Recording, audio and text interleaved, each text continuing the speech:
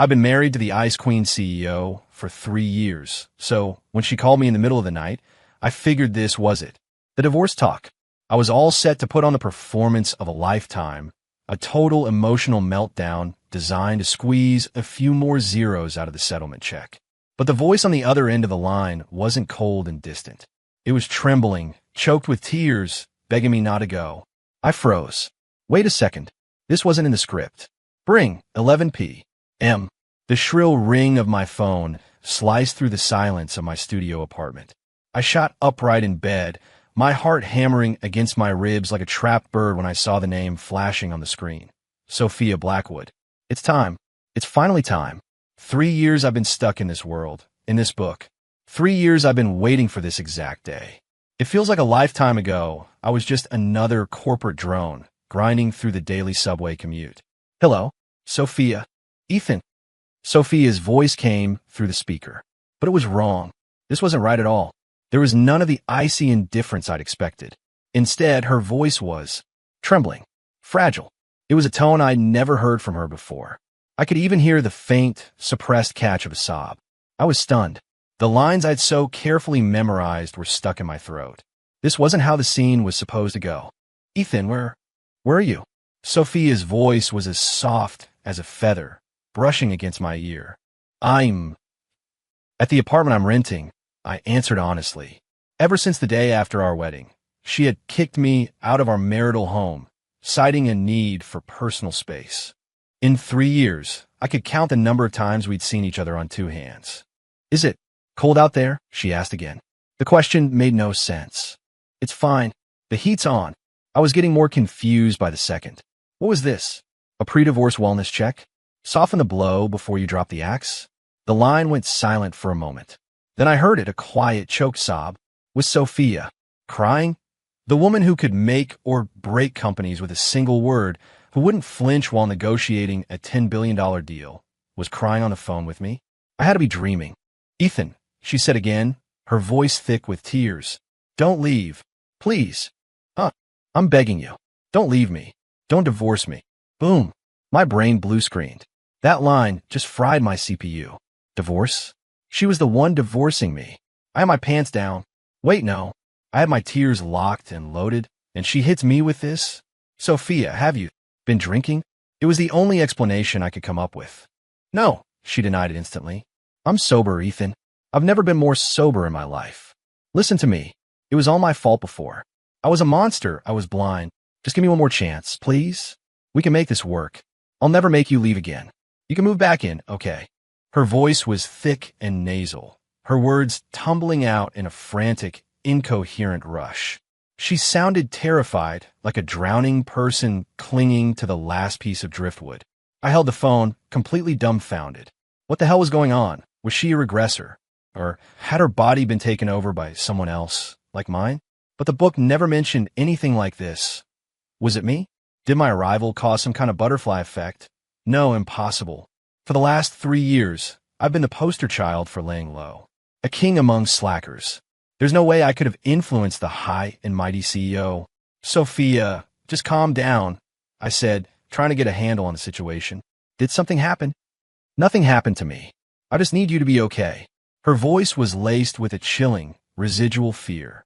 Ethan, promise me you won't go anywhere. Just stay home, please. No, home isn't safe either. Come to my office. No, I'll come to you. I'm on my way right now. Click. She hung up. I stood there, phone in hand, my world thrown into chaos by the cold night air. She said she was coming here. Right now.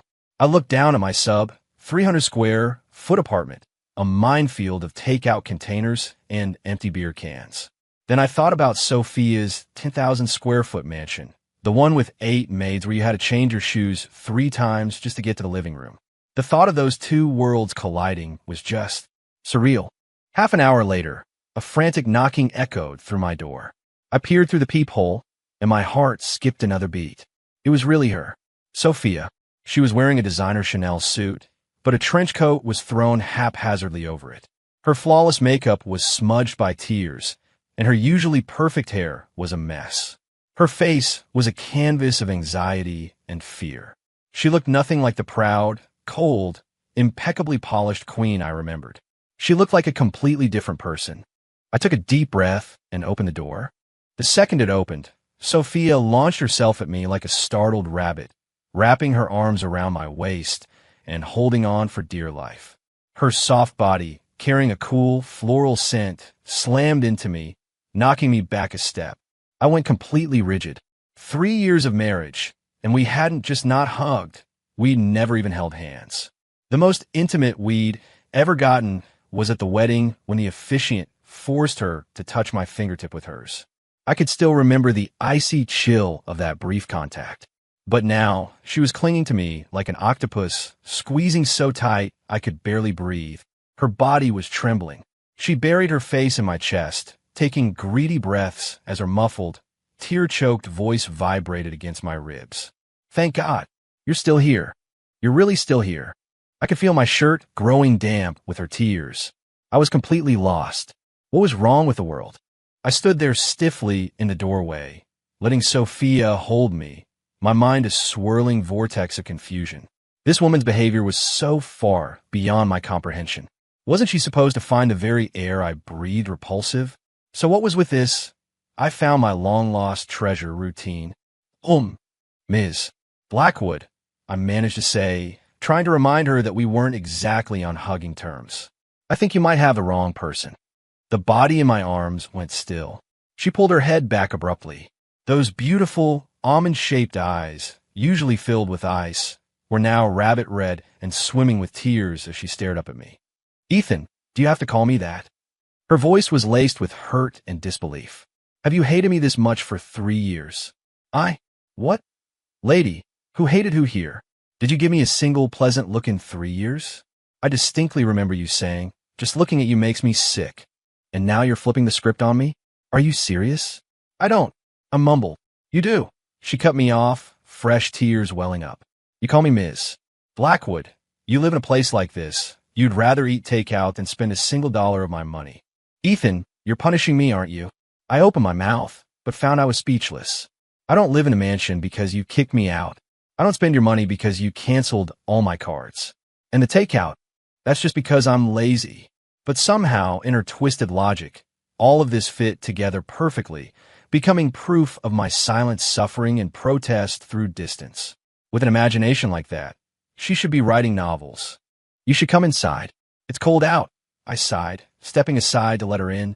Sophia sniffled, cautiously letting go of me and following me into the room like a child who'd been scolded. When she saw the state of my apartment, she froze solid.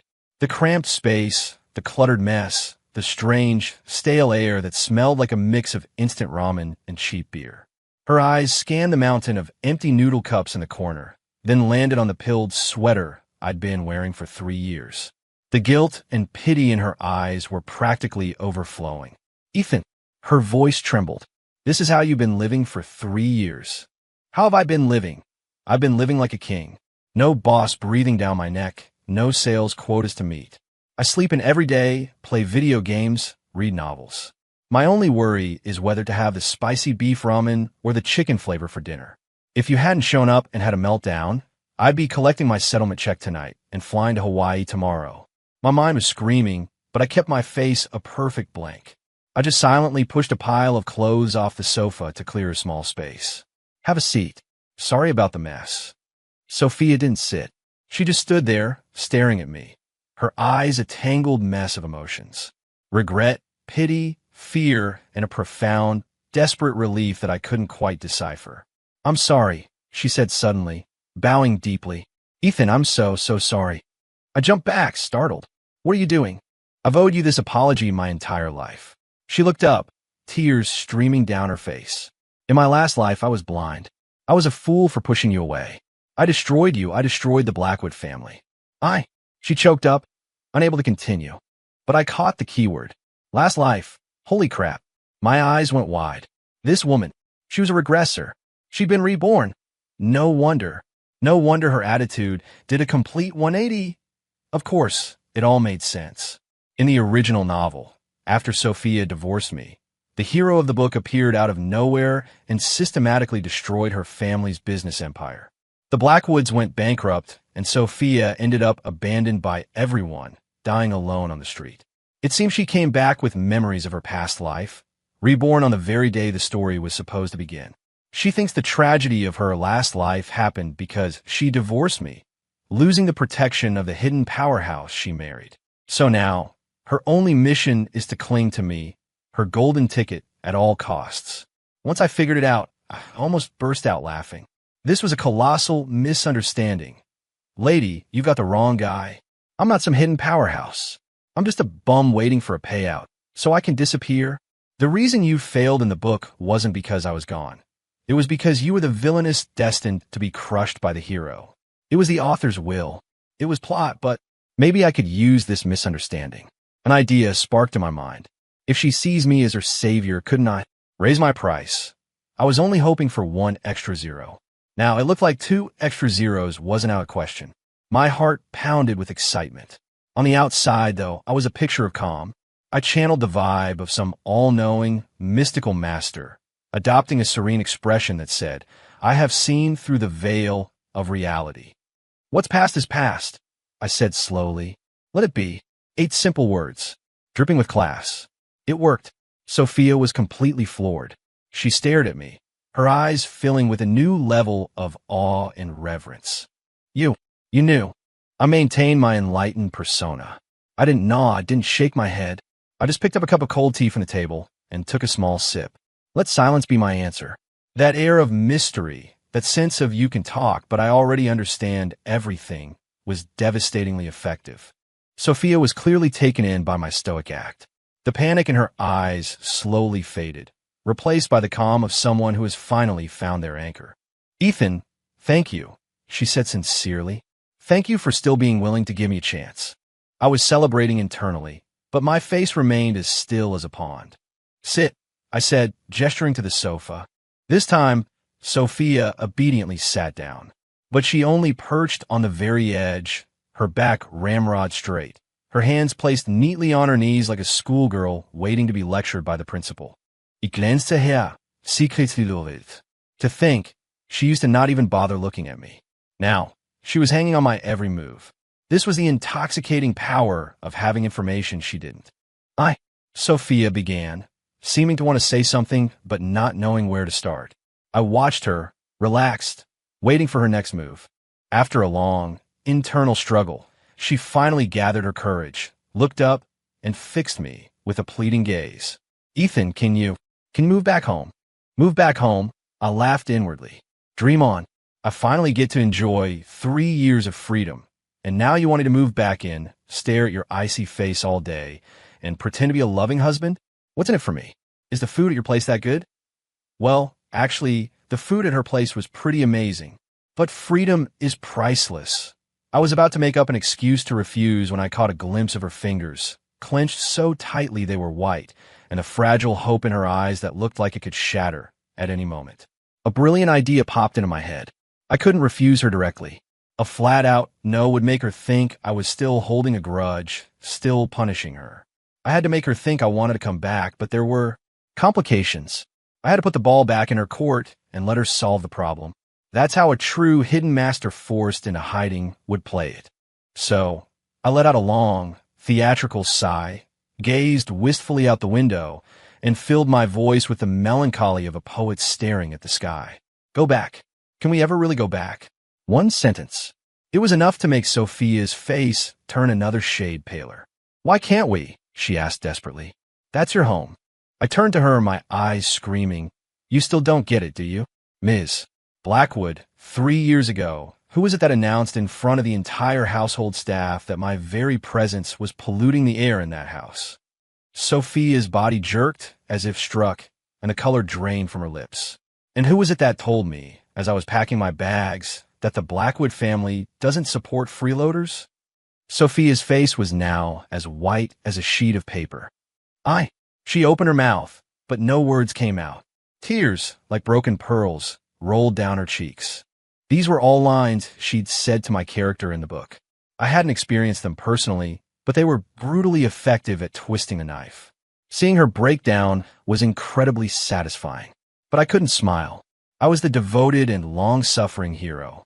I slowly stood up, walked to the window, and turned my back to her, presenting a lonely, desolate silhouette. Ms. Blackwood, some words, once spoken, can never be taken back. Some wounds, once inflicted, are there forever. My voice was deep and magnetic, laced with just the right amount of sorrow. Perfect. I was almost moved by my own performance. Behind me, I heard Sophia's suppressed, desperate sobs. Cry. Go ahead and cry. The louder you cry, the better I feel. The more you regret, the more valuable I become. Once I've thoroughly manipulated you, we can talk about the divorce settlement.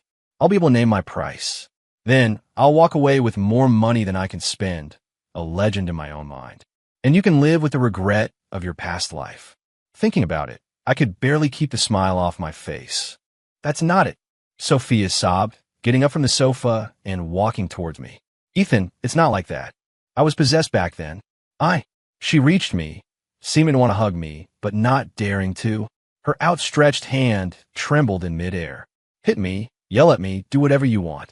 Just don't throw me away. Her voice was so small, so humbled. I was ecstatic, but I maintained my cold, aloof facade. I didn't turn around, afraid she would see the grin I was fighting to hide. It's late. You should go home, I said, dismissing her.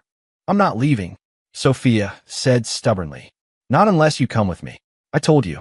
I can't go back. Why? There is no why. We were a standoff. Sophia stood behind me, refusing to budge. I could feel her intense gaze burning into my back. Just as I was thinking about adding more fuel to the fire, my stomach, with impeccable timing, let out a loud grumble. It wasn't deafening, but in the dead silent room, it was crystal clear. Me.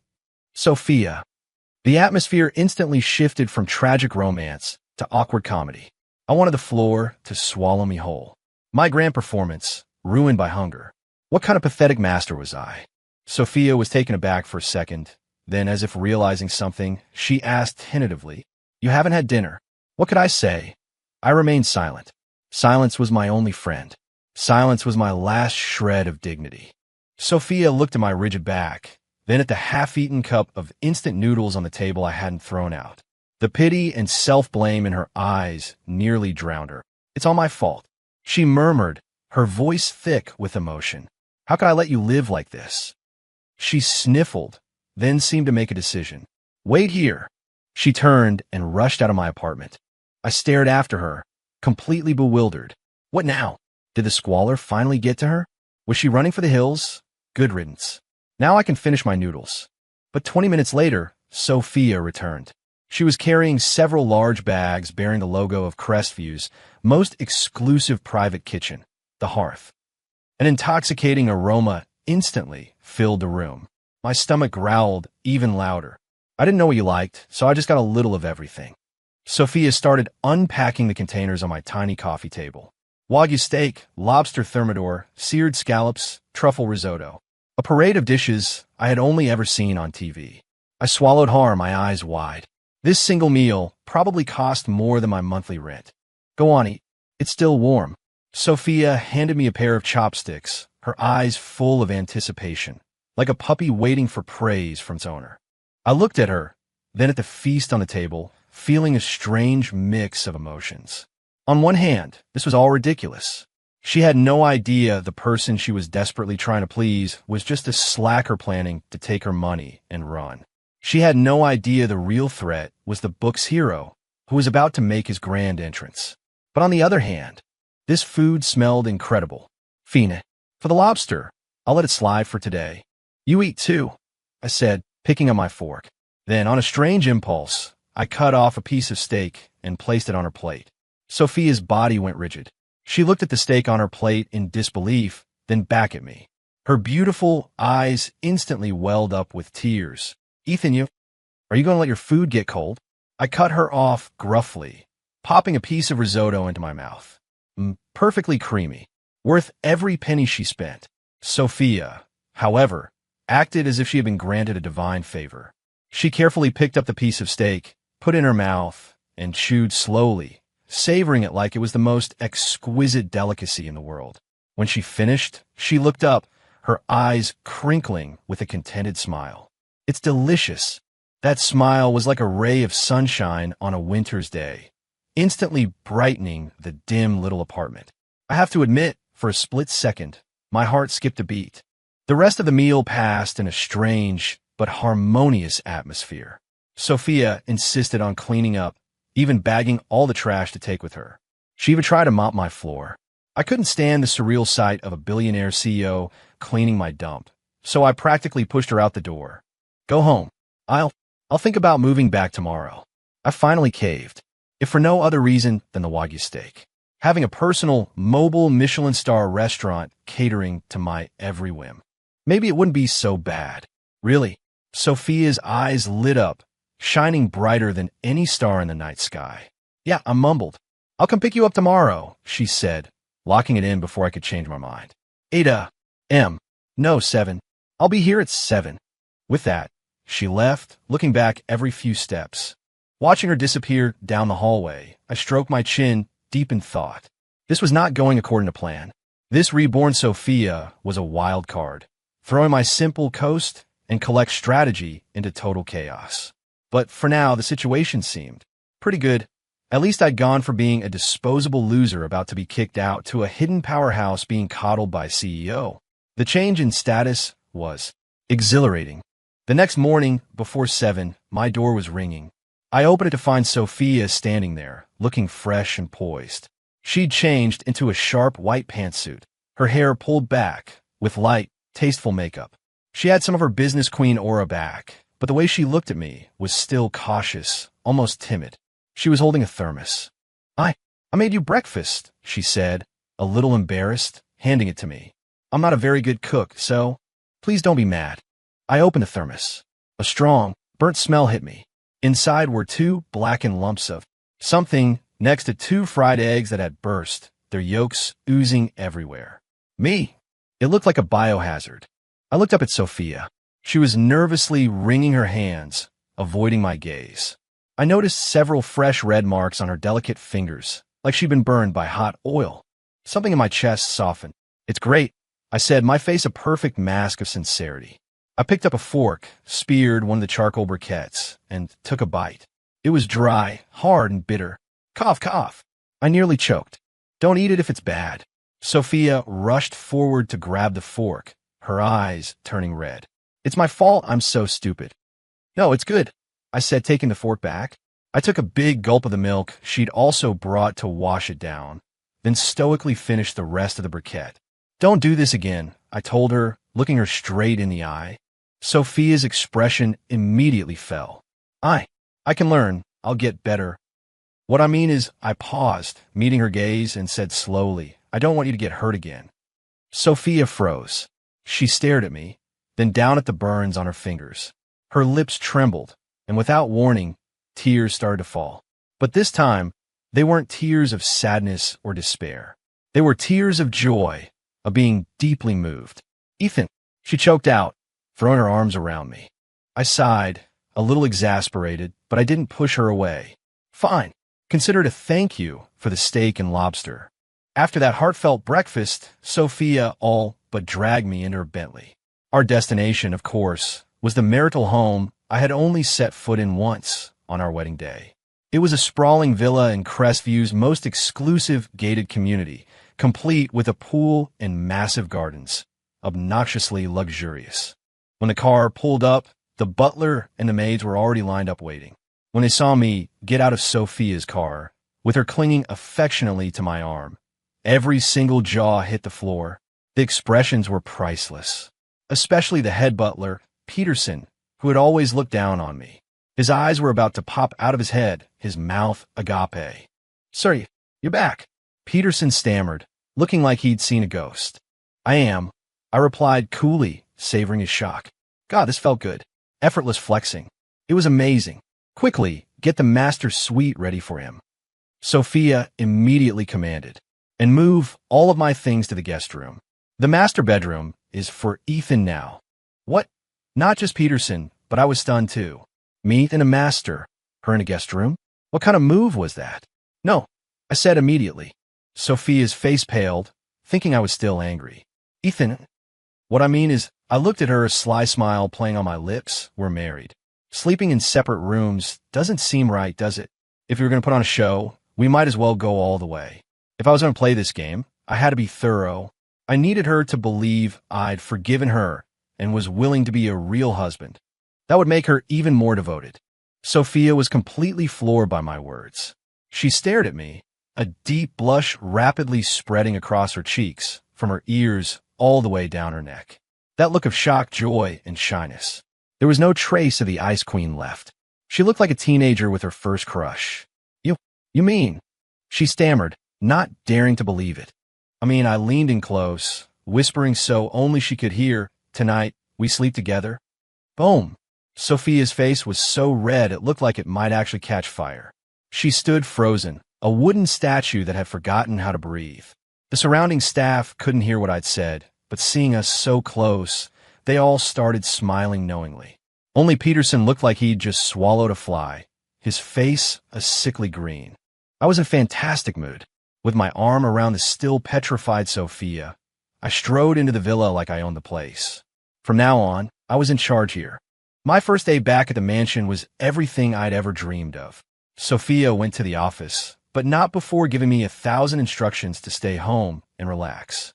She unblocked all my credit cards and gave me a new, unlimited black card, terrified I might suffer in any way. I lay on the $1 million mattress, scrolling through my phone and staring at the long string of zeros in my bank account, grinning like an idiot. So this is what it feels like to be a kept man. I could get used to this. At noon, the head chef from the Hearth personally came to the house to prepare a 12-course lunch just for me.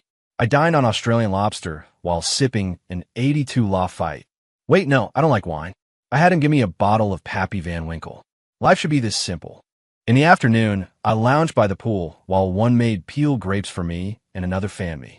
I closed my eyes, feeling like an ancient emperor. This decadent lifestyle was sinfully sweet. The only fly in the ointment was that butler, Peterson. He was always lurking nearby, shooting me strange looks, as if I were a flavor-of-the-month boy toy about to be discarded. I couldn't be bothered with him. A mere butler. Once I had Sophia completely wrapped around my finger, he'd be the first to go. Just as I was about to doze off, my phone rang. Unknown number. I answered it casually. Hello. Hello, is this Mr. Ethan Vance? A clear, pleasant female voice asked. Speaking. Who is this? Hi. This is Chloe Summers, the owner of the Hearth. I was just calling to see if the meals we prepared for you yesterday and today were to your liking. The Hearth? My mind immediately flashed to the novel's plot. Chloe Summers. She wasn't just a chef. She was one of the original heroines of the book. A culinary goddess with a mysterious background and a kind, gentle personality. In the book, she and the hero had a classic enemies-to-lovers arc, and she ended up being his favorite. Her restaurant, The Hearth, was a front for an exclusive club where Crestview's elite gathered to exchange information and network. The fact that Sophia could even get a reservation there showed how serious she was. But why was she calling me personally? It was great, thank you. I replied politely. I'm so glad, Chloe said warmly. Mr. Vance, Ms. Blackwood has booked our services for you for the entire year, and she had a special request. What request? She'd like us to create a personalized wellness menu based on your specific health needs. I was hoping you might have time to stop by the restaurant tomorrow, so our team of nutritionists can do a full consultation. Would that be convenient? I was taken aback. Sophia was really going all out. An annual membership at the Hearth was rumored to be in the millions. Not only did she book me for a year, but she wanted to get me a personal team of nutritionists. Was she that scared I'd run away? Still, meeting the original heroine of the book did sound interesting. In the novel, Chloe was described as an ethereal beauty. I was curious. Sure. What time tomorrow? Would 10 a.m. work? I could send a car for you. No need. I'll get there myself, I said. Please. I had a Bentley at my disposal now, even if it was Sophia's. After hanging up, I felt a strange sense of anticipation. On one side, a reborn villainess desperately clinging to me. On the other, the perfect, gentle heroine about to make her appearance. How did I, a guy who just wanted to be a slacker, suddenly get the leading man treatment? I had to admit, it wasn't so bad. That evening, Sophia came home from work. The moment she walked in, she kicked off her heels, slipped on her slippers, and came right over to me, wrapping her arms around my neck from behind and resting her cheek on my back. I'm home, she said, her voice tired but full of contentment. The maid who was giving me a leg massage jumped, nearly falling to her knees in shock. I waved her away. Busy day at the office? I could smell the faint scent of her perfume mixed with paper and coffee. A few projects ran into some trouble, she mumbled. But I handled it. I knew what she was talking about. According to the original plot, this was when the hero, Rex Sterling, would start making his moves against the Blackwood family's businesses. The trouble she was dealing with was almost certainly his doing. But in this life, with her foreknowledge, she was able to fend him off. In her mind, though, she probably thought it was all because of me, her good luck charm. Good, I said, patting her hand reassuringly. Ethan, she nuzzled my back like a cat. I heard people at the office talking badly about you again today. Oh, what did they say? I was intrigued. They said you were a good-for-nothing freeloader, and that I'd divorce you sooner or later. Sophia's voice grew quiet, filled with a mix of anger and hurt. And what did you do? I fired them all. Her tone turned sharp as steel. Anyone who dares to say a single bad word about my husband gets thrown out on the street. Me? Damn, that's pretty badass. I like it. Ethan, you're not mad at me, are you? She asked, reverting to her cautious demeanor. Was that too impulsive? Not at all. I turned around and pinched her cheek. You did the right thing. My husband. I had to admit, I liked the sound of that. My approval made Sophia beam, her queenly aura vanishing in an instant. Oh, I made an appointment for you with a nutritionist at the Hearth. 10 a.m. tomorrow. I'll go with you. You don't have to. I can go by myself. You're busy at work. No, she said, her tone firm and absolute. Your business is 1,000,000 times more important than the company's. I have to go with you. Seeing her resolute expression, I had no choice but to agree. Fine by me. It would be a perfect opportunity for her to meet the original heroine. Two women, both convinced they were the one, in the same room. The drama would be delicious. I was actually looking forward to tomorrow. After dinner, I went up to the master bedroom. After a shower, I lay in bed in my bathrobe, scrolling on my phone while I waited for Sophia. To be honest, I was a little nervous. This was, in 2 lifetimes, my first time sharing a bed with such a stunning, wealthy woman. I knew, with her current mix of fear and reverence for me, nothing physical was likely to happen. But the thought alone was still a little thrilling. About half an hour later, the bedroom door creaked open. Sophia slipped in, wearing a pink silk nightgown. It was thin, clinging to her body and outlining her incredible curves. Under the soft light, her skin seemed to glow. Her long, slender legs looked like they went on for miles. I felt my mouth go dry. I had to admit, I was shamelessly turned on. This woman was a siren. Sophia clearly noticed my heated gaze, and her cheeks flushed as she nervously tugged at the hem of her nightgown. She walked over to the bed, but instead of getting in, she started laying out a blanket on the floor about 6 feet away. I stared at her. What are you doing? I'll just sleep on the floor, she said, her head bowed, her voice barely a whisper. I don't want to disturb you. I almost laughed out loud. So this was her idea of sleeping together? Her on the floor? Then what was the point of my power play this afternoon? Saying we're married? What about my pride? Get up here, I said, patting the empty space beside me. My tone was calm, but left no room for argument. Sophia's body stiffened. She looked up, her eyes wide with disbelief. But, no buts. I lifted the corner of the duvet. Get in. My voice was quiet, but it held an undeniable authority I'd picked up from reading all those novels. As expected, Sophia didn't dare to argue. Biting her lip, she awkwardly shuffled over to the bed and laid down as stiff as a board. She was on the absolute edge of the mattress, leaving a good 3 feet of space between us. You could have fit another person in the gap. Her body was wound as tight as a spring. I looked at her, both amused and annoyed. Are you afraid I'm going to eat you? And no, she denied it. But her body scooted another inch towards the edge. I sighed. It seemed my character's actions in her past life had left some serious psychological scars. Fine. I wouldn't tease her anymore. Good night. I turned off the light and rolled over, facing away from her. In the darkness, I could hear her short, nervous breaths. A long time passed. Just as I was about to fall asleep, I felt a soft, cool body gently press against my back. Then, a pair of trembling hands slowly wrapped around my waist. Her movements were light, tentative, full of hesitation. I didn't move, pretending to be asleep. The arms around my waist slowly tightened, sensing no resistance. Her cheek gently rested against my back. "Ethan, this time, I'm never letting you go." The next morning, I woke up to an enticing aroma. I opened my eyes. Sophia was no longer in bed. I sat up and realized that the woman who'd been as stiff as a board last night had, at some point, rolled over and ended up practically draped on top of me, one leg thrown over my waist. No wonder I dreamt I was being attacked by an octopus. I gently moved her leg and slipped out of bed. The delicious smell was coming from the kitchen downstairs. I walked down to find Sophia, wearing an apron, bustling around the kitchen. 2 other men were with her. One was the head chef on the hearth. The other I didn't recognize, but from his uniform, he was clearly another top-tier chef. The 2 professionals were giving verbal instructions, while Sophia fumbled through the practical application. "Ma'am, lower the heat." "Yes, a low flame." "Ma'am, flip it now. Careful of the splashing oil." "Oh dear, ma'am, it's burning, it's burning." The kitchen was in a state of controlled chaos. I leaned against the doorframe, watching the woman who commanded boardrooms with an iron fist, now struggling with a single fried egg. A smile crept onto my face. The contrast was actually kind of cute. "You're awake." Sophia turned, and her face broke into a huge grin when she saw me. "Yeah." I nodded, walking over. "What are you making?" "Breakfast for you."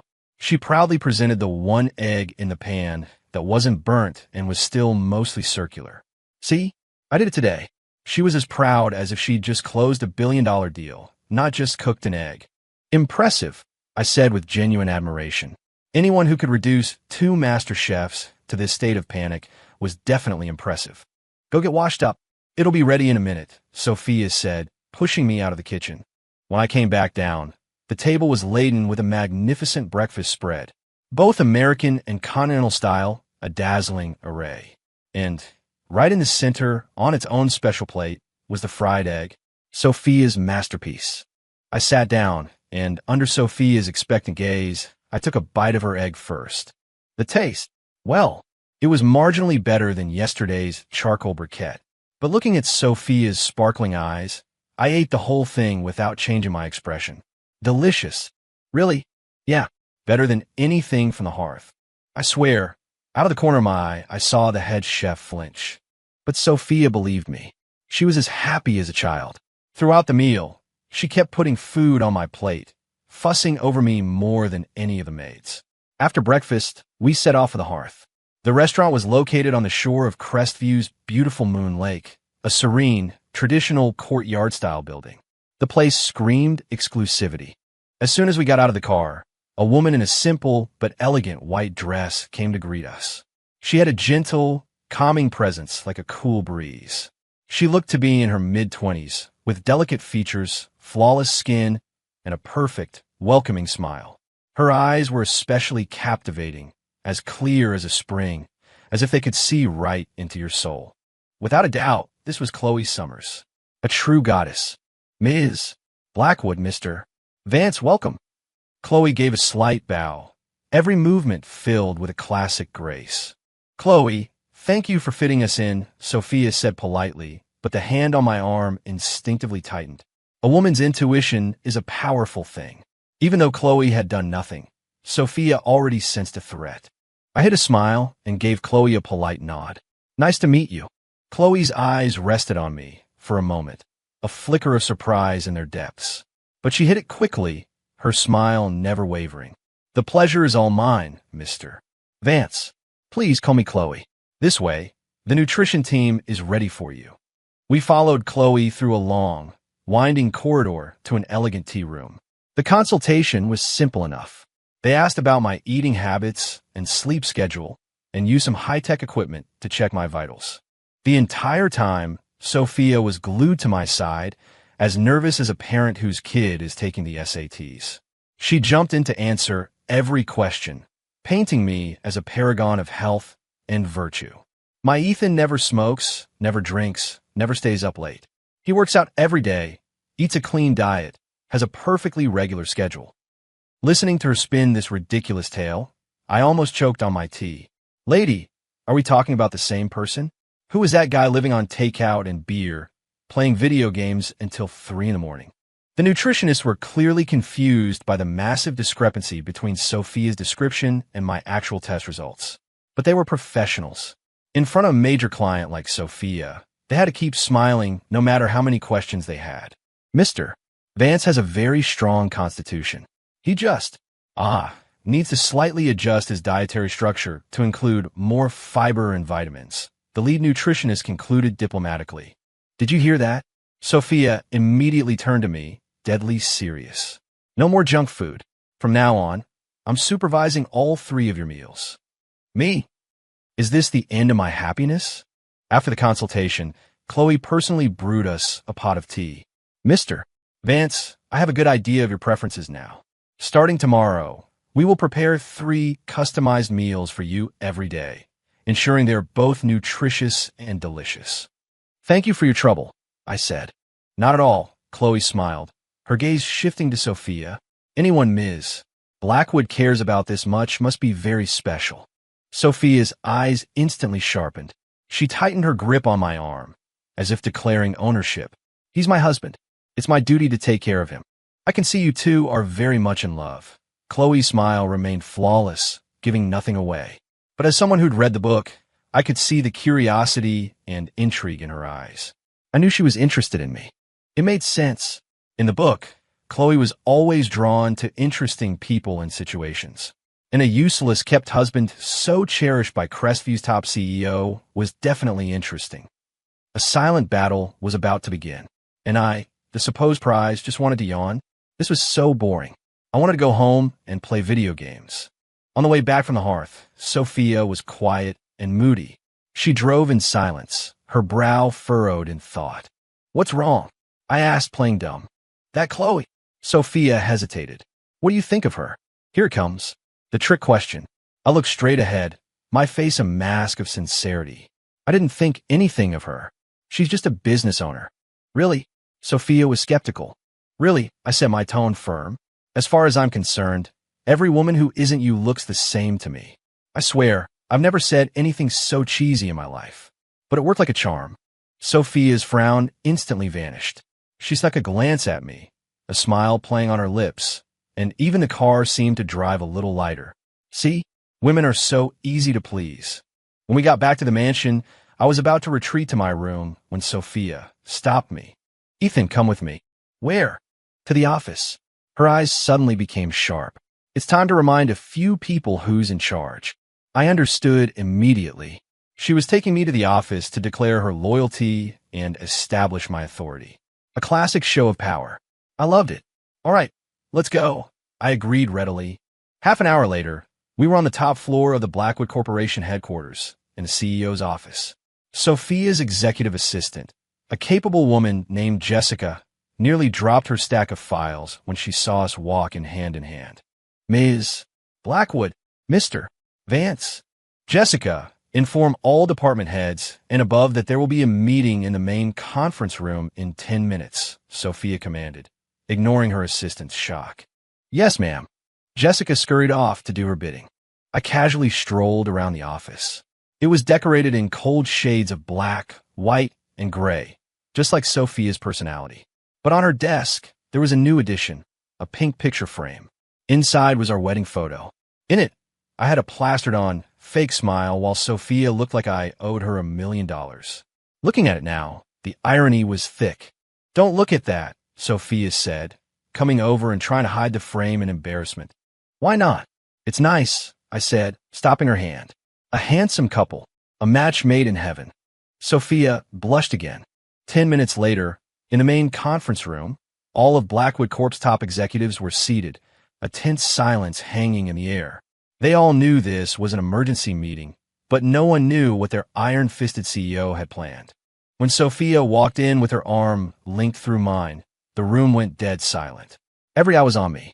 I could feel their surprise, contempt, curiosity, and disdain. I could practically hear their thoughts. What's that loser doing here? Why would she bring him to the office? And holding his hand? Has she lost her mind? Maybe she's finally announcing the divorce. What a strange way to do it. I sneered internally, but kept a pleasant smile on my face, calmly accepting their scrutiny. Sophia led me to the head of the table. She didn't sit down herself. Instead, she pulled out the main chair, the seat of ultimate power, and had me sit down first. Only then did she take the seat beside me. That single action was like a bomb dropped in the silent room. The executives erupted. "Sophia, what is the meaning of this?" a balding middle-aged man demanded, standing up. He was a company VP and Sophia's uncle, Robert Blackwood.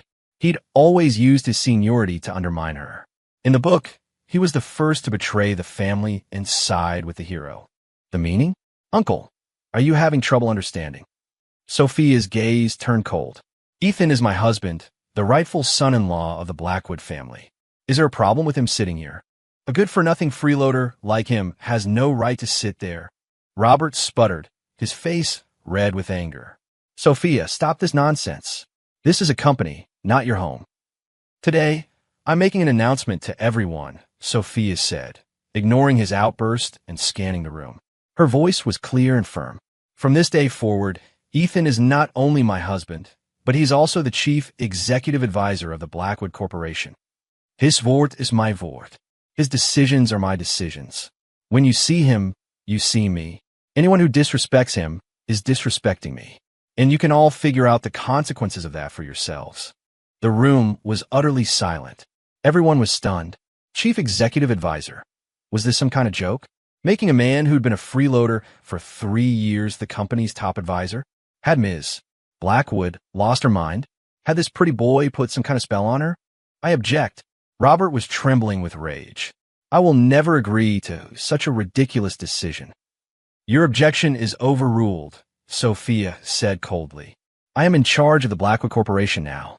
If you're not satisfied with that, Uncle, you are free to submit your resignation immediately." Robert looked like he was about to have a heart attack. "Does anyone else have an objection?" Sophia's gaze swept across the room like a sword. You could have heard a pin drop. No one else dared to speak. They all understood. Today, Sophia was going to back her useless husband no matter what. Anyone who challenged her now would be a fool. I sat at the head of the table, watching these arrogant executives, now silent as mice. It felt good. This was the thrill of power. Even if I was just borrowing it, it was intoxicating. Good. Since there are no objections, it's settled. Sophia nodded, satisfied. She then turned to me, her expression instantly softening. "Honey, is there anything you'd like to say?" That one word, honey, spoken so sweetly, sent a fresh wave of shock through the room. Everyone stared at me like I was an alien. I cleared my throat and slowly stood up. I knew it was my time to shine. I scanned the room, my gaze lingering on each face for a half second. Then, I smiled slightly and said only 5 words. "I have nothing to say. Meeting adjourned." With that, I took Sophia's hand and, under the stunned gazes of everyone present, walked out of the conference room, leaving a room full of shell-shocked executives behind. I knew that from this day on, the entire business world of Crestview was going to be in an uproar over me, the useless freeloader. And all I could think was, bring it on. CEO shocks board, appoints freeloading husband as chief advisor. Stunning reversal. Ice Queen dotes on husband. True identity a mystery. Blackwood Corp upended by mystery man. The next day, as expected, Sophia and I were on the front page of every business journal in Crestview. The speculation was rampant. Some said I was the heir to a secret, powerful family, just living a simple life to test the waters. Others claimed I was a government-trained business prodigy, a secret weapon finally being deployed. One even suggested I was an alien sent to help Sophia achieve global economic domination. I lay by the pool at the mansion, reading these absurd articles on my phone and laughing so hard my abs hurt. The imagination of these journalists was truly something else. "Don't read that garbage. It's bad for your eyes." Sophia walked over, took my phone, and handed me a glass of freshly squeezed orange juice. She was wearing a blue one-piece swimsuit with a white cover-up, her perfect figure tantalizingly visible. "Not going to the office today?" I asked, taking a sip of juice. "Nope." She sat down on the lounge chair next to me and casually started peeling grapes. "I'm staying home with you today. Can you afford to? With everything going on?" "I can." She popped a peeled grape into my mouth, her eyes meeting mine. I used to think work was the most important thing. Now I know that nothing is more important than you. Her words were so earnest. I actually felt a little embarrassed. I ate the grape. It was sweet. Oh, Sophia said, as if remembering something. Next week is my grandfather's 80th birthday. A lot of family and friends will be there. Will you? Will you come with me? There was a hint of nervousness in her voice. I raised an eyebrow. The patriarch's 80th birthday party? This was a major plot point in the book. In the original story, it was at this party that my character was mercilessly ridiculed by all the relatives, becoming the laughingstock of Crestview. It was also at this party that Sophia publicly announced she was divorcing me. And the hero, Rex Sterling, made his grand entrance, presenting an extravagant gift, winning the old man's favor, and beginning his glorious journey of crushing the Blackwood family and marrying one of Sophia's cousins. And now, the reborn Sophia wanted to take me with her. Her intentions were obvious. She wanted to use this opportunity to prove to everyone that I wasn't a loser. She wanted to repay every humiliation I had suffered in her past life, tenfold. Interesting. How could I miss such a dramatic event? Of course, I agreed readily. Sophia visibly relaxed, a happy smile spreading across her face. What kind of gift should we get for Grandpa? I can take care of it, she asked cautiously. No need. I'll prepare myself, I said, shaking my head. No way. This was a key moment for showing off. I couldn't let someone else handle it. I had to do it myself to maximize the effect. Sophia was taken aback for a moment. Then the adoration in her eyes deepened. Okay, whatever you say. She had reached a point of blind faith in me. If I told her I could build a nuclear reactor in a backyard, she would probably believe me. The next few days were blissful. I had Sophia, a world-class beauty, by my side.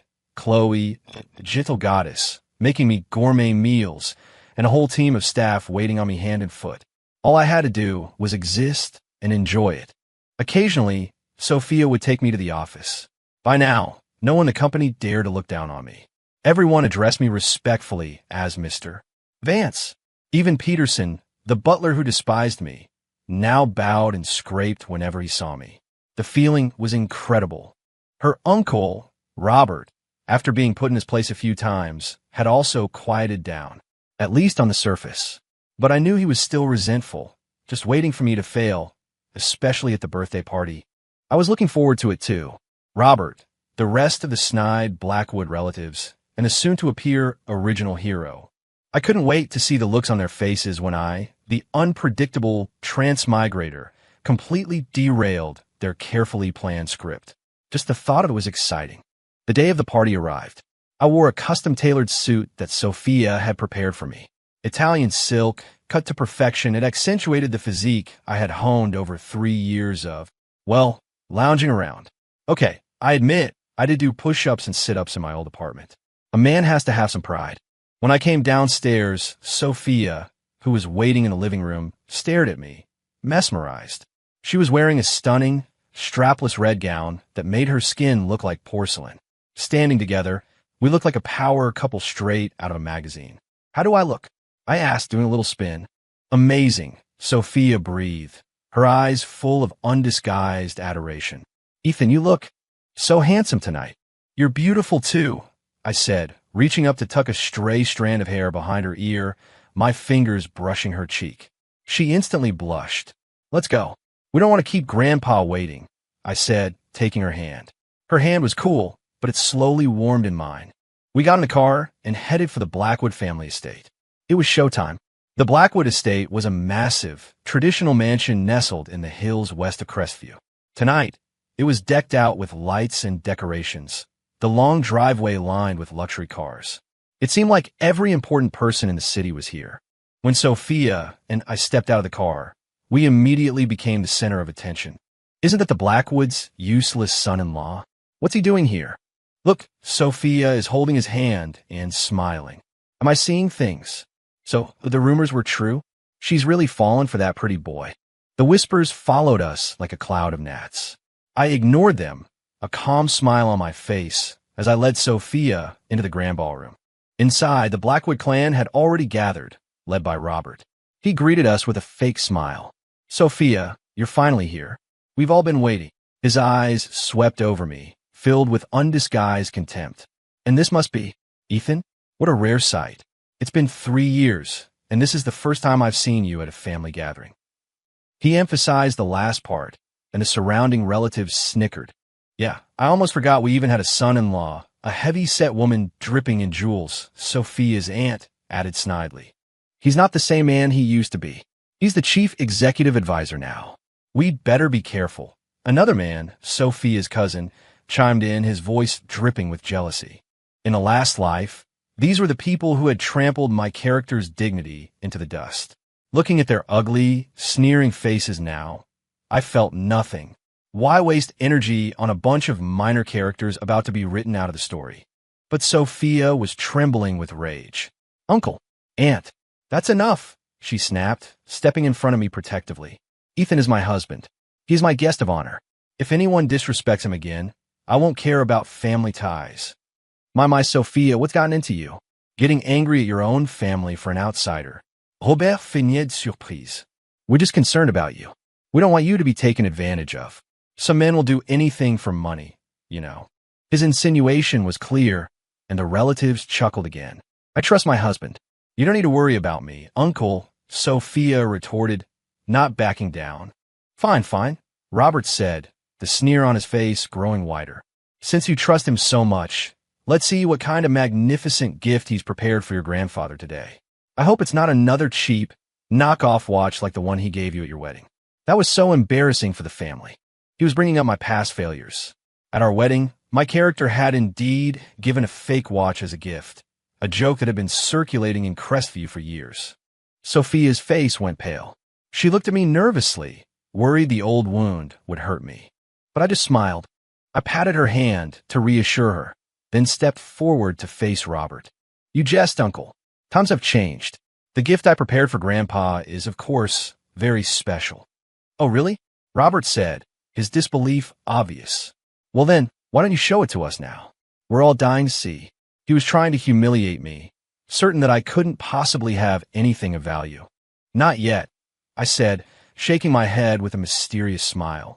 My gift can only be presented after a truly distinguished guest has arrived. Distinguished guest? What distinguished guest? Robert was confused.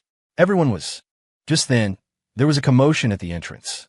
A panicked butler ran in, his face a mixture of shock and excitement. Sir, outside. What is it? Pull yourself together. The family patriarch, a spry old man in a traditional suit, scolded him. It's Senator Hayes from Washington, D.C. He's here personally to wish you a happy birthday. Boom. The entire ballroom erupted. Senator Hayes, from D.C., a man from one of the most powerful political families in the country. The Blackwoods might be big in Crestview, but compared to the Hayes family, they were ants. The senator himself had come to the party. What incredible honor. Old Mr. Blackwood was flushed with excitement, his hand on his cane trembling. Quickly, everyone with me to greet him. The whole crowd surged towards the entrance. I took Sophia's hand and followed at a leisurely pace. Sophia looked at me, bewildered. Ethan, why would someone like Senator Hayes come here? I gave her a mysterious smile. I told you, I invited a distinguished guest. Sophia's eyes went wide. She stared at me in disbelief, her breathing growing ragged. You mean, you? I didn't answer, just gave her a look that said, you guessed it. Sophia gasped. The look she gave me was beyond admiration. It was as if she were looking at a god. At the entrance, an old man with an incredibly powerful aura, flanked by Secret Service agents, strode in. This was Senator Hayes, a man at the pinnacle of American power. Senator, what an honor. I am truly humbled by your presence. Mr. Blackwood rushed forward, practically bowing. Happy birthday, old friend, the senator boomed, clapping him on the shoulder. You didn't think I'd miss a party like this, did you? After a brief exchange, the senator's eyes began scanning the crowd, as if looking for someone. Robert, ever the opportunist, immediately sidled up. Senator, a pleasure. I'm Robert Blackwood, VP of the corporation. I've admired your career for years. The senator gave him a brief, dismissive glance and looked right past him. Robert's smile froze on his face. Finally, the senator's gaze landed on me, at the back of the crowd. Then, to everyone's astonishment, he moved through the crowd, making a beeline straight for me. He stopped in front of me, and then he did something that made the entire room freeze.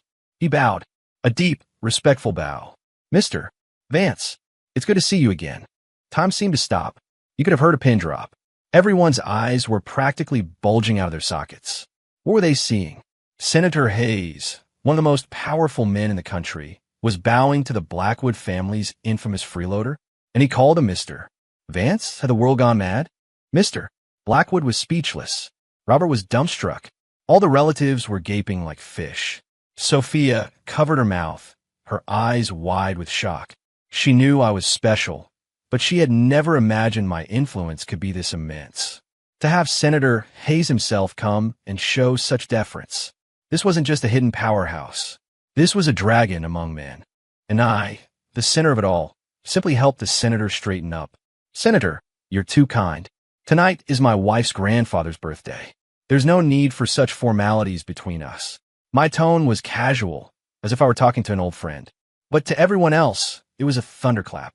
He dared to be so casual with Senator Hayes? Who did he think he was? But the senator didn't seem offended at all. In fact, he smiled even more warmly. Of course. You're right, my boy." He turned to the petrified Mr. Blackwood and laughed. "I must introduce you properly. This young man, Ethan Vance, is the man who saved my life. He is also a dear friend whom I respect immensely. The fact that he is your grandson-in-law is the greatest fortune your family will ever have." Boom. Another bombshell. Saved his life? A dear friend? The family's greatest fortune? Coming from Senator Hayes, those words carried an incredible weight. Mr. Blackwood finally processed it all. He was trembling with a mixture of shock, elation, and a trace of fear. Fear that his family had almost thrown away a living god. Robert was ashen-faced. He looked at me with pure terror. He knew he was finished. How could he possibly survive after so brazenly insulting the man who saved Senator Hayes' life? I ignored the shell-shocked relatives and led Sophia to her grandfather. "Grandpa, this is my gift for you." I took a small, ornate wooden box from my pocket. Inside, resting on a bed of silk, was a single dark pearl-like pill that gave off a faint herbal scent. "What is this?" Mr. Blackwood asked, confused. "This is a longevity compound," I said simply. "Something I created in my spare time from a few simple herbs. I can't promise immortality, but it will guarantee you another 10 years of life, free from all illness." My voice was quiet, but every word echoed in the silent hall. 10 more years? Free from illness? The claim was so audacious, it was almost laughable. Just as people were about to dismiss me as a charlatan, Senator Hayes rushed forward, his eyes wide with excitement. He stared at the pill, his breathing heavy. Is this the legendary compound? Mr. Vance, you actually succeeded." He had heard tales from his own secretive mentor about miracle workers who could create remedies that defied nature. This longevity compound was the stuff of legends, and he was seeing it with his own eyes. The senator's reaction was like a hammer blow to everyone's skepticism. If he was this excited, could this little black pill really be a miracle drug? "Mr. Vance, this gift is too much." Mr. Blackwood finally found his voice, trembling. "Not at all, Grandpa," I smiled. "You're Sophia's grandfather, which makes you my grandfather. A simple pill is the least I can do." I placed the pill in the old man's hand. He took it, his hands shaking, tears welling in his eyes. "A good grandson, a fine grandson, with you in the family. The Blackwoods will prosper for 100 years. He clasped my hand, too emotional to speak. Just then, there was another commotion at the entrance. A handsome young man in a flashy Versace suit, with a faintly arrogant air about him, strode in, followed by an entourage. He was carrying a large, ornate box. "Rex Sterling wishes Mr. Blackwood a long and prosperous life. I present you with a 200-year-old bottle of scotch to mark this momentous occasion." His voice was loud and confident. So this was him, the hero of the book, Rex Sterling. He had arrived, with his rare scotch and his script for upstaging everyone. Too bad for him. He was late. Tonight, the star of the show wasn't him. It was me. Rex clearly sensed that something was off. Why was no one fawning over his incredible gift? Why was everyone staring at that freeloader? Why was Sophia looking at that loser with such love and admiration? This wasn't in the script. His eyes fell on the small black pill in Mr. Blackwood's hand. What's that? A ball of dirt? You're not going to accept that as a gift, are you? Mr. Blackwood, don't let this con artist fool you. Rex scoffed. His performance had begun. Step 1. Expose the fraud. But instead of agreement, he was met with dead silence. Everyone was looking at him like he was an idiot. Mr. Blackwood gave him a withering glance, then, in front of everyone, popped the ball of dirt into his mouth and swallowed it. In the next moment, a miracle happened. The old man's graying hair began to visibly darken. The wrinkles on his face seemed to smooth out. He looked 10 years younger. Ha ha ha. Incredible. Mr. Blackwood roared, his voice full of a newfound vigor. I feel like I could wrestle a bear. The hall erupted. A miracle. It was a real miracle. Everyone was now staring at me with a feverish, greedy light in their eyes. I wasn't a person anymore. I was a ticket to a longer life. Rex Sterling was completely dumbfounded. He stood there, holding his ridiculously expensive bottle of scotch, looking from me to the rejuvenated Mr. Blackwood. The expression on his face was priceless. He knew, in that moment, that he had just become the biggest joke of the night. I walked over to him, clapped him on the shoulder, and whispered with a smile, "The game has changed, kid." After the party, my name, Ethan Vance, was on everyone's lips in Crestview. No longer the useless freeloader, but Mr. Vance, a mysterious, powerful figure who could command the respect of A.D.C. Senator and produce miracle drugs. The Blackwood family's status skyrocketed overnight, and I finally began my true slacker life. Sophia's devotion to me was absolute. If I said the sun was square, she'd have her company's R&D department prove it. She handed over control of the entire Blackwood fortune to me. Not that I cared about the money. My days consisted of eating, sleeping, and spending time with Sophia. Oh, and occasionally, I'd visit the hearth to chat and play chess with Chloe and sample her latest culinary creations. Sophia was, of course, incredibly jealous, but she never dared to say anything, just stewed in silence. Every time I came back from Chloe's, she'd sniff me like a suspicious cat looking for evidence of infidelity. Then, at night, she would try, in her own clumsy way, to prove her dominance as the lady of the house. She would put on that pink silk nightgown I liked, mix a cocktail that tasted like poison, and stammer, "H, honey, have, drink." Her attempts to be seductive were so earnest and awkward. I found them both hilarious and irresistible. I knew she was trying so hard to be a good wife. She secretly enrolled in cooking classes, tea ceremony classes, even massage courses. Anything she thought would make me happy. Watching this once untouchable ice queen slowly shed her armor for me, becoming soft and warm, I wasn't entirely unmoved. I had to admit, my feelings for her were no longer just about manipulation and amusement. I had grown used to her presence, to her terrible but lovingly made breakfasts, to the warmth of her body pressed against mine at night. I was even starting to like this feeling of being completely and utterly loved. One day, I was playing chess with Chloe in the garden behind the hearth. She was a brilliant player, but always let me win. "Mr. Vance, you seem to have something on your mind," she said softly. "Oh, what makes you say that?" "Your game is in chaos," she said, looking up, her clear eyes seeming to see right through me. "There's a hesitation in your moves today." I was taken aback, then gave a wry smile. "I can't hide anything from you, can I?" "Is it because of Sophia?" she asked gently. I didn't answer, which was an answer in itself. "Mr. Vance," Chloe said after a moment, "I don't know what your past with her was like, but I can see that she loves you. She loves you very, very much." "I know. And you?" she asked, her eyes holding mine. "Do you love her?" I was silent. Love? I didn't know. I knew I had started this as a game for money. But now the game was over, and I had more money than I could ever spend. I could leave any time I wanted, live the carefree life I'd always dreamed of. But I hadn't left, and the thought of her being hurt by my departure, it bothered me. "I don't know," I finally said. Chloe just smiled. "Follow your heart, Mr. Vance. It won't lead you astray. Follow my heart." What was my heart even trying to tell me? When I got back to the mansion, Sophia wasn't home yet. I sat alone in the vast, empty living room, and for the first time, the house felt cold. She didn't get home until 10, looking utterly exhausted. "What's wrong? Trouble at the office?" I asked, taking her bag.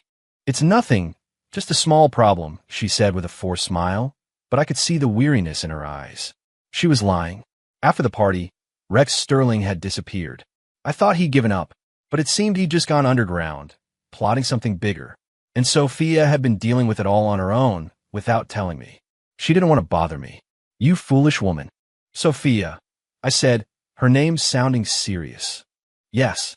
From now on, you tell me everything that happens at the office." I cupped her face in my hands, making her look at me. "We're husband and wife. Your problems are my problems. I don't want you to carry them alone." Sophia stared at me, her eyes slowly filling with tears. "Ethan," she choked out, collapsing into my arms. I thought you'd be annoyed." "You're an idiot," I said, holding her close and stroking her back. "I'm your husband. If I don't have your back, who will?" She broke down then, sobbing into my shoulder, releasing all the stress and fear she'd been holding in. I just held her, letting her cry, and in that moment, the question that had been nagging at me was finally answered. I really do love this foolish woman. With my intervention, Rex Sterling's pathetic schemes were quickly dismantled. I didn't even have to lift a finger myself. I just made one phone call to Senator Hayes, asking him to look into the Sterling family's business dealings in D.C. 3 days later, their company was on the verge of bankruptcy. Rex's father broke his legs and shipped him out of the state. The so-called hero of the book didn't even last one round against me. When Sophia found out, she was stunned. The problem that had been tormenting her for months, I had solved with a single phone call. The look in her eyes changed from admiration to something closer to awe. She was more convinced than ever that I was some kind of deity. I didn't correct her. Some misunderstandings are best left as they are. After that, our lives settled into a sweet, peaceful routine. Sophia handed over the reins of the company to a professional management team and became a full-time housewife. Her greatest joy was experimenting with new recipes for me. The food was still an acquired taste, but seeing her in the kitchen, happy and focused, felt like home. Our relationship deepened. We went from sleeping in the same bed to, well, one night, when she presented me with another one of her poisonous cocktails in that pink nightgown, I finally gave in to my baser instincts. The night was a blur of passion and discovery. All I remember is her, beautiful and vulnerable, crying out my name. After that, everything changed. We were insatiable. By day, she was my sweet, doting wife. By night, she was a siren who drove me wild. I was so happy, I almost forgot that my original plan was to take the money and run. Today was our 4th wedding anniversary. Sophia told me she had a surprise. That evening, she took me to the restaurant where we first met. 4 years ago, our families had arranged for us to meet here, and the next day, we were married. I remember she wore a black power suit and didn't say a single word to me. Tonight, she was in a flowing white dress, looking like an angel. "Do you remember this place?" she asked softly. Of course, I smiled. "You look like you wanted to kill me." "I am sorry," she said, her eyes sad. I was so stupid and blind back then. "It's in the past," I said, squeezing her hand. "This is what matters." "Yes," she nodded, then pulled a manila envelope out of her purse and handed it to me. "What's this?" "Open it." I opened it. Inside was a divorce agreement. I froze. "Sophia, what is this?" My voice turned cold. "Don't be angry. Just read it," she said quickly. I read it, and I froze again.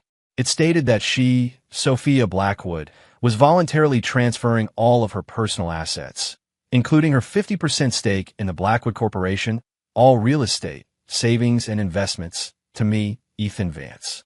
The transfer was effective immediately. Furthermore, I had the right to file for divorce at any time, and she would agree without contest. My hand was shaking. "Are you insane?" I looked up at her. "No." She met my gaze, her eyes clear and steady. "Ethan, I know being with me has held you back. You were meant to soar, and I've kept you in this small pond. I know I can't keep you forever, and I don't want to trap you with this marriage anymore. So I want to give you everything. It's what I owe you. It's the only thing I can do. If you want to stay, I'll be here. If you want to leave, I'll let you go. Just as long as you promise to come back and visit me sometimes." Tears were streaming down her face, but she was smiling, a smile that broke my heart. I looked at her, at this absurd divorce agreement, and felt something shatter inside me. This woman, who I had planned to use and discard, was offering me her entire world, unconditionally. What had I, a cynical slacker, ever done to deserve a love so pure, so absolute? I tore the agreement to shreds in front of her. As she stared in shock, I got down on one knee and pulled a small box from my pocket. Inside was a ring I had forged myself from a piece of meteorite. It was one of a kind. "Sophia," I said, looking up at my queen, "my love. I was wrong before. I want to ask you again. Will you marry me, a good-for-nothing freeloader, and be my wife for better or for worse for the rest of our lives?" Sophia covered her mouth, sobbing uncontrollably. She nodded frantically, unable to speak. "Yes, yes." I smiled and slipped the ring on her finger. Outside, fireworks lit up the night sky. Inside, our new life was just beginning. I knew in that moment that I, the transmigrator, had finally found my home in this world. As for my original plan to just coast, to hell with it. With a wife who loved me this much, why would I ever want to be a slacker? It was time to get to work and make her the happiest woman in the world. End.